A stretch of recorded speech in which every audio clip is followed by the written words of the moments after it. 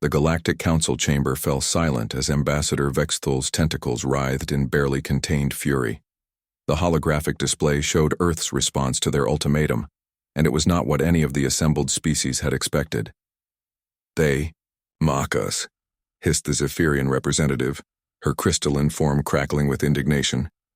"We send them the terms of honorable single combat, and they respond with this?" On the central display, a small elderly human female stood in what appeared to be a primitive food preparation area. She wore a floral-patterned covering and held a cylindrical wooden implement.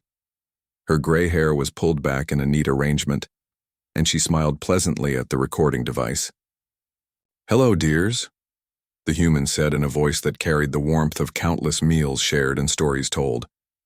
"I'm Martha Henderson, and I understand you folks want to have a little disagreement settled.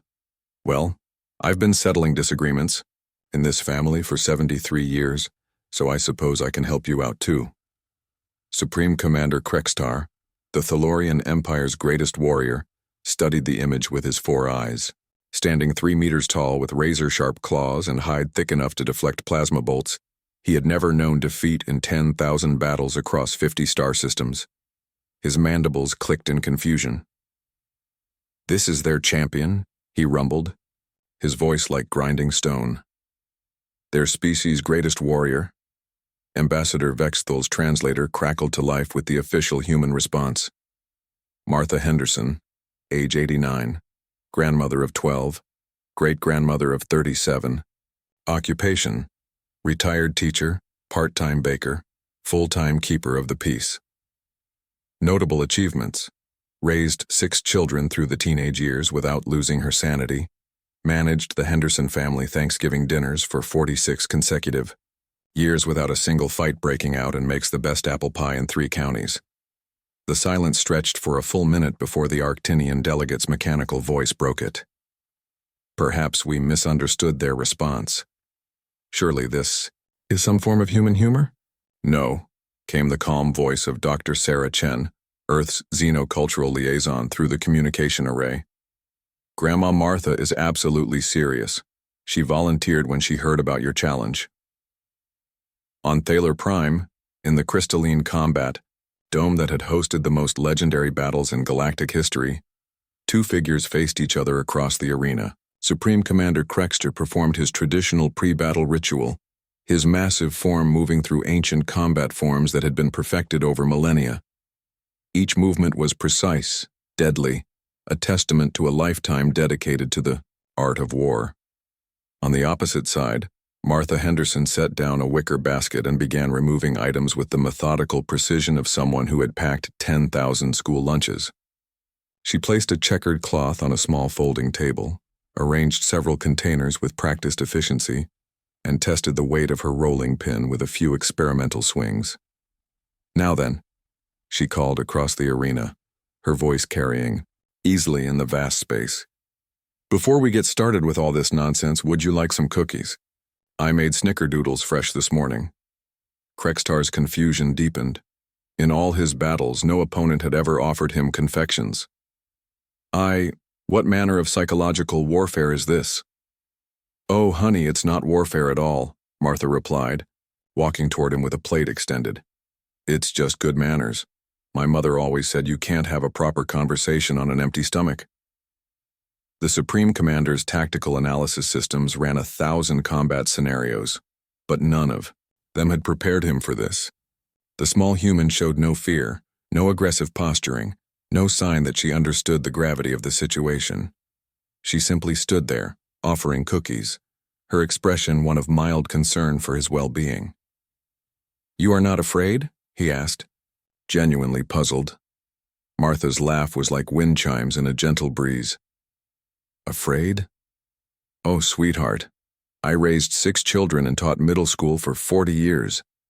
Do you know what a 7th grader armed with attitude and internet access can do? You're certainly impressive, but you're also polite enough to ask before trying to intimidate someone. That's actually quite refreshing." She looked up at his towering form with the same expression she might use to evaluate whether her grandson was eating enough vegetables. "You know, you remind me of my late husband's nephew, Bobby. He was always getting into fights, thought everything had to be settled with fists. Took me 3 Thanksgivings to sort him out. I am a supreme commander, Krextar bellowed finally, reaching the limits of his patience. I have conquered systems. I am death incarnate. Yes, dear, I'm sure you are, Martha said soothingly. But right now you're just acting like a child who hasn't learned to use his words properly. And then something unprecedented happened in the history of galactic combat.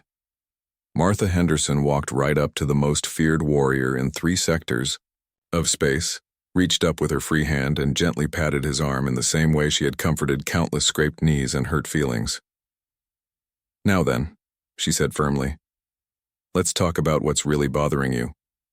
Krextar's combat system shut down entirely. In that moment, he wasn't a supreme commander or a legendary warrior. He was just a very large, very confused being who suddenly felt like he needed to explain himself to this small human grandmother.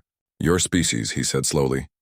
They expand too quickly, they take resources, they don't follow the old ways.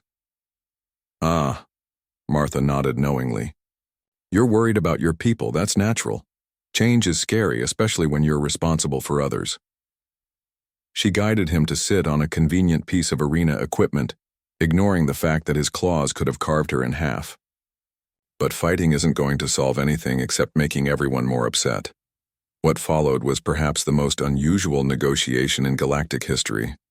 Over the course of 2 hours, while eating snickerdoodles and drinking coffee from Martha's thermos, Supreme Commander Krextar found himself explaining concerns he had never voiced to anyone. Martha listened with the patience of someone who had mediated decades of sibling rivalries and neighborhood disputes.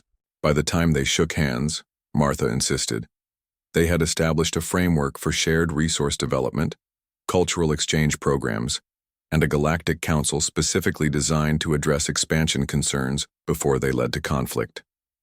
The assembled alien dignitaries watched in stunned silence as the most feared warrior in their known galaxy helped an elderly human pack up her basket, carefully wrapping the remaining cookies for his journey home. How? Ambassador Vexthol's voice cracked through the translator.